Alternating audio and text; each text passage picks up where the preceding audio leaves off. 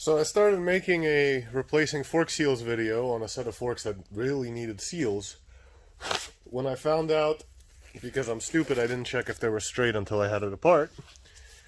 So the first one I was doing, I ended up kind of running into a wall.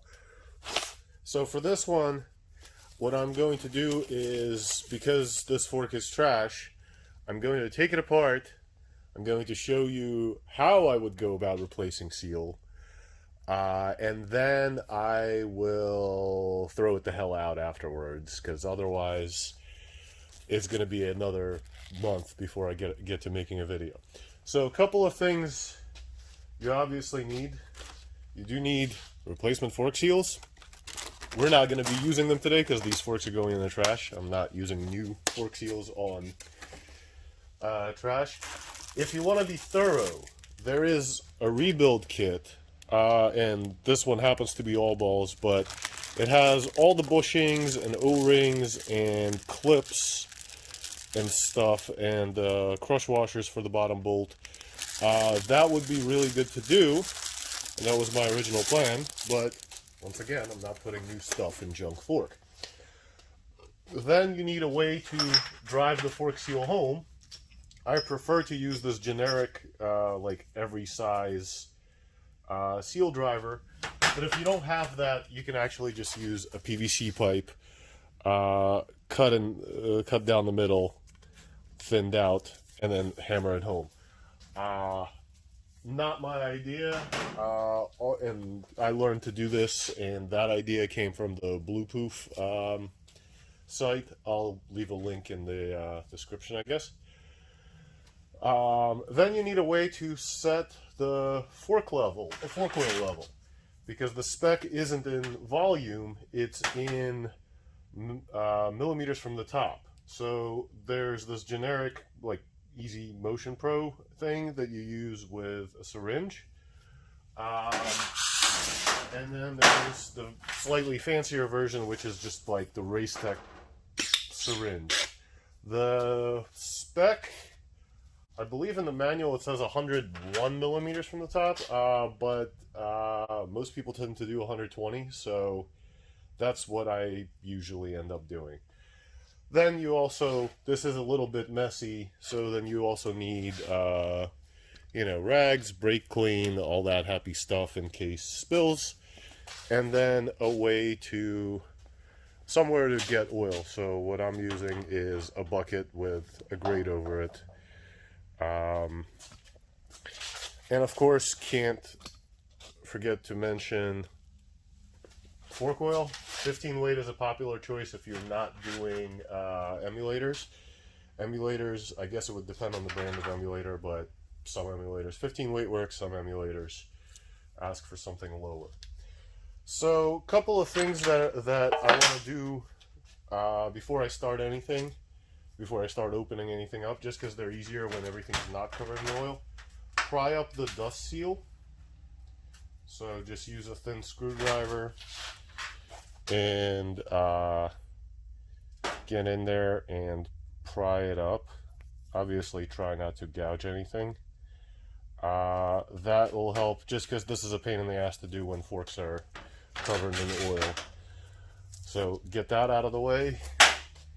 And then inside here, and this is a really, really nasty fork. Inside here, there is a spring retainer for the seal. And basically, you just get a screwdriver behind it and pry it out. On the other fork, this was a complete bear to do. So, let's see. If your forks are at all fresh, this isn't a difficult procedure. This one's quite nasty. So kind of get in the grooves of it and pry it out. It looks like this minus all the rust. So now it's time to drain the fork, and it's easier to do. You can do this. You can start from the top and then use a broomstick to hold the damper rod in and hit the bottom. It's easier to do, in my opinion, hitting while the fork cap is on, hitting it from the bottom with an impact. On first gens, it's an 8mm Allen. On second gens, I think it's a 6. But anyway, you can also do this without an impact, but it's significantly more of a pain in the ass. So when you hit the bolt, everything will want to spin. So if you have a way of holding the fork tube, if you have an old triple, maybe clamp it in a vise or something, really useful to do. I'm going to skip that part because my vise is in a really inconvenient spot right now.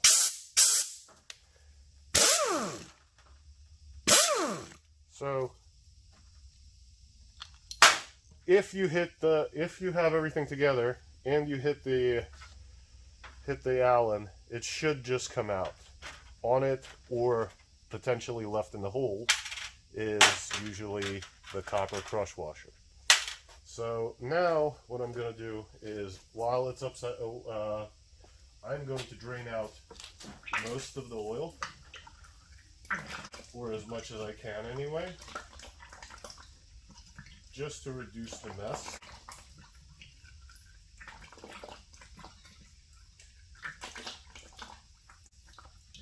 And you can do that just by pumping the fork up and down.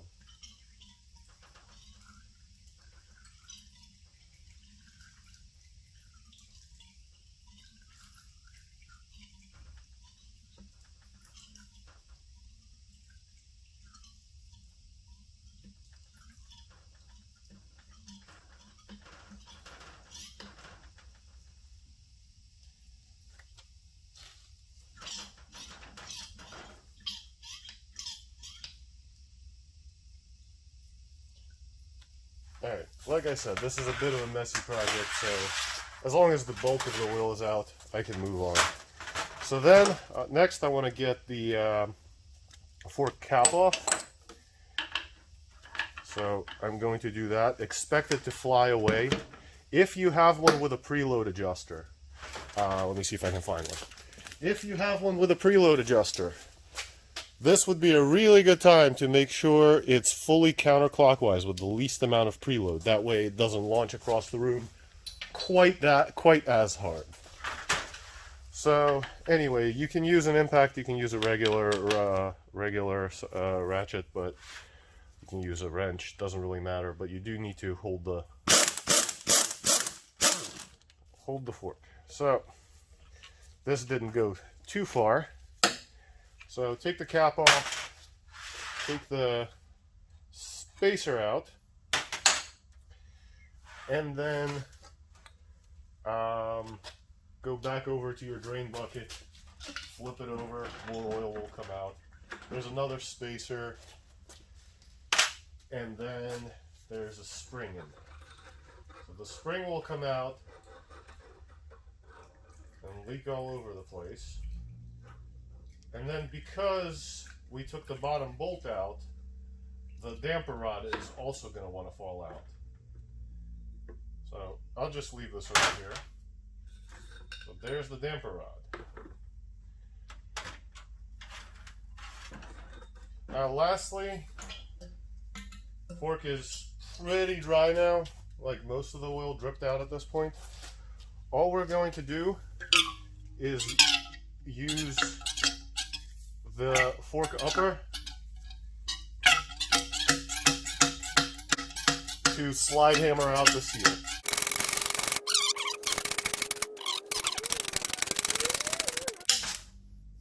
Alright, so eventually the fork will be apart.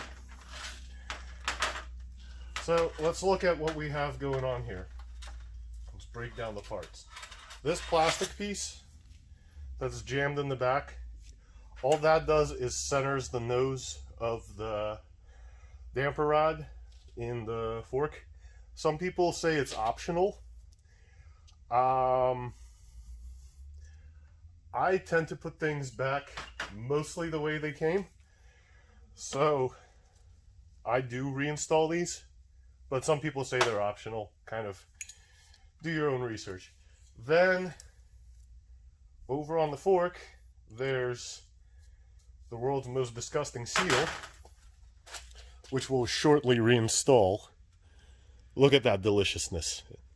Just absolute trash. Then there's a spacer. Some people say there's orientation to these. The manual doesn't say anything. So the way this one usually sits inside the fork is with the flat part towards the seal and the curved part down. There's a theory that running it upside down with the slightly curved part will help spread out the seal. I don't know if it actually matters at all. And then there are a couple of bushings. One just slides down, and the other, you kind of spread it apart like a snap ring, but just kind of with your fingers. Spread it apart and slide it off. So right now would be a really good time to see if the fork is straight. I know this one isn't because I broke out the V-blocks. There's a separate video on how to check if forks are straight. But also right now would be a really good time to clean everything that is going to go back together. So I'm not going to go crazy on this. I'm just going to wipe some of it down just so I have a slightly drier place to work. Normally I would break out the brake cleaner and get everything pretty close to spotless. But this fork is going in, the only reason this fork is coming back together is because of this video. So I don't know if I care that much. Alright, so our order of operations for getting a fork back together. We need the bushings. We need, okay, so let's just go. So snap the bottom bushing around, slide the next one over to it, put that ring underneath it. If you want to, right now is a just fine time to get the seal on. I like to use these Motion Pro seal bullets. That way I can't rip a seal on the lip of the fork.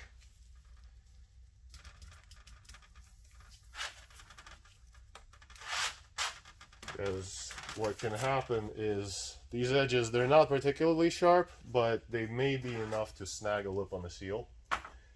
So you can slide that down or keep it around or whatever. All it's doing right now is preventing these guys from escaping. Then the damper rod goes in from the top. Don't forget the negative spring, the top out spring. So damper rod goes in from the top and then kind of sticks out the bottom.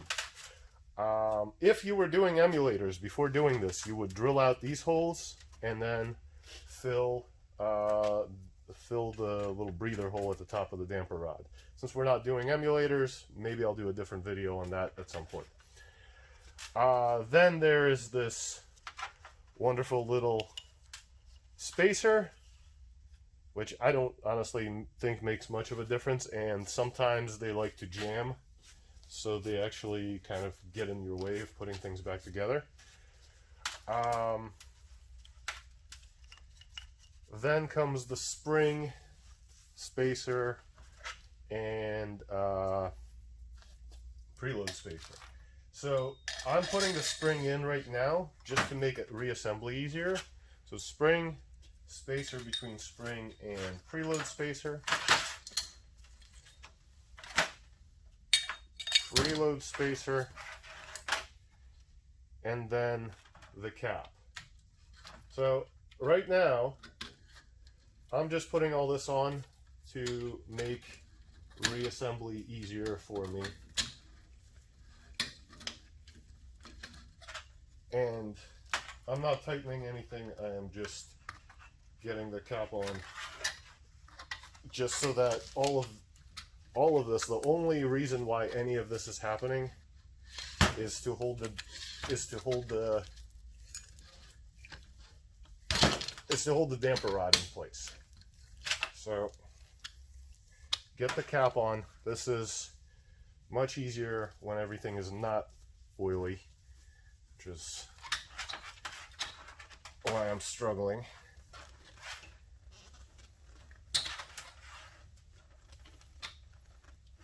Should have actually cleaned everything.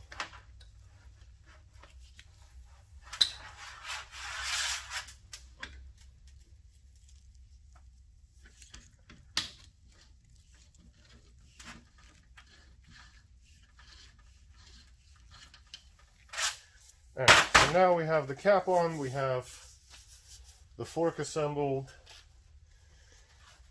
the spring and all that tension is hopefully going to prevent the damper rod from turning when we're installing it. So then get the little centering, I forget what this thing is called, on there. Right now would also be, remember I mentioned cleaning everything? It would also have been good to clean the insides of it, of this. This is awful, and it's absolutely filthy, but I kind of really don't want to waste the energy on cleaning everything on a fork that's going in the trash. Alright, so then just slide everything together, let everything drop into place, and then do the bottom bolt. Remember, there's a crush washer on it. If you haven't seen a crush washer, it's probably still stuck inside the hole.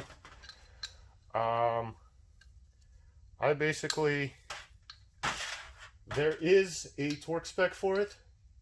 I've never had any success setting it because I always end up with everything spinning. But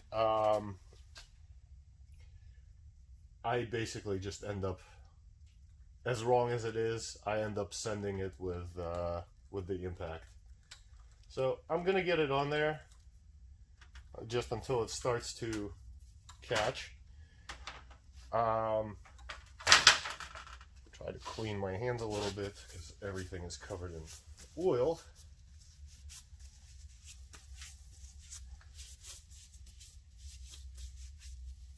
And then I'm going to send it home with the impact. So we're not going for ugga-duggas. I don't remember what the torque spec is, but it's not particularly high. So we're just going for tight. So there's that. For those watching along carefully, I just nailed myself in the finger with this tab. Anyway, so we're not quite done though. Like, just because that's tight doesn't mean we're done. So the last couple of things, remember, we need to drive the seal home. So the way that works is like any other seal. You put the seal driver on, and then you effectively slide hammer. In the PVC pipe method, we would actually get the PVC pipe, get a dead blow or a rubber mallet or something, and then hit the PVC pipe. But because I have this, I'm just going to do it this way.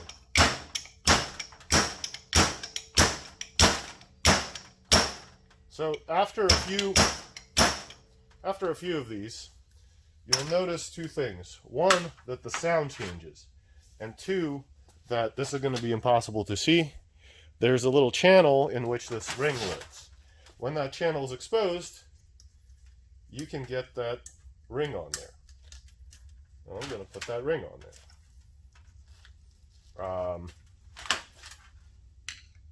I would never, ever reuse something so nasty in an actual fork I was doing, but for demo purposes, this is fun. So then lastly, we can send the dust seal over top of it. Actually, before sending the dust seal, you should probably clean everything, otherwise the dust seal will contain some oil behind it. So anyway, get the dust seal over it. And then like you can just press it down. It's not super on there. So now our last order of business is to set the fork oil level. And the way the fork oil level is set is without the guts. So spring out, spacer out, cap off. Remember I mentioned about the white thing sticking? That's exactly what it's doing. Anyway, spring out, spacer out, cap off, and forks collapsed. So now we're going to add about a half a liter of fork oil. In my case, I am going to use some weird stuff that I don't need. It's theoretically fork oil, but anyway, I don't know, shock therapy, suspension fluid. Not something I actually need, it just came with something. So anyway, so I'm going to put a half a milliliter in.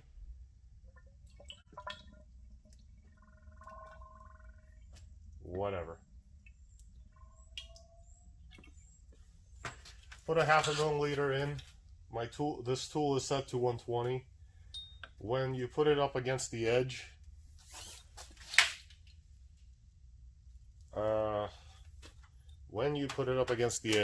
like this, you know what, let me go to the floor. That way you can see it. So when you put it up against the edge, the suction tube is low enough, is exactly 120 millimeters from the top. So as you suction up, you will be able to set the fork oil level, and then just dump the leftovers in the container. So I didn't get enough this time. I didn't get enough fork oil in there. So I'm going to top it off some more. And then I forgot a step. You actually need to pump it up and down before setting the level to make sure that it fills the bottom.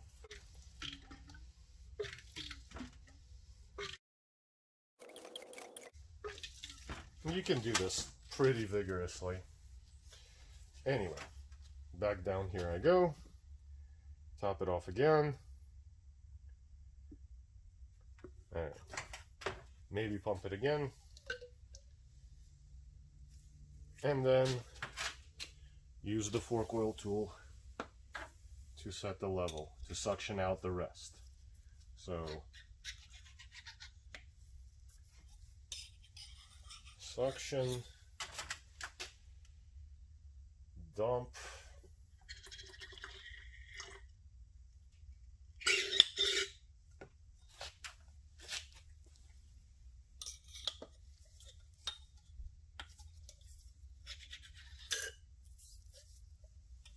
when you hear it slurp, that means it got to air, and that means your level is set.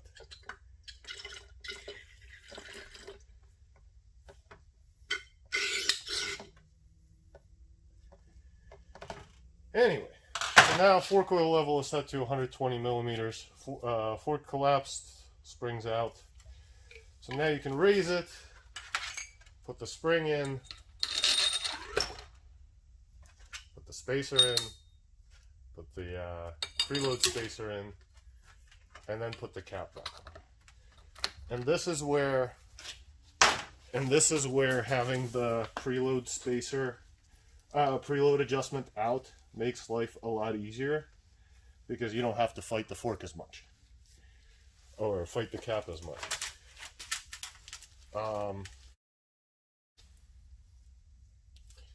Now would be a really good time to wipe everything off again, just to make sure everything's clean. Maybe look under the dust seal and see that it's still clean under there, that you didn't spill any oil down the side. Blast it off with brake cleaner, whatever. And then lastly, tighten the cap. I will look in the manual for the torque spec, but it's basically just tight. I don't know if there's a specific, I don't know if it's that important, other than like it's flush and it's tight on there.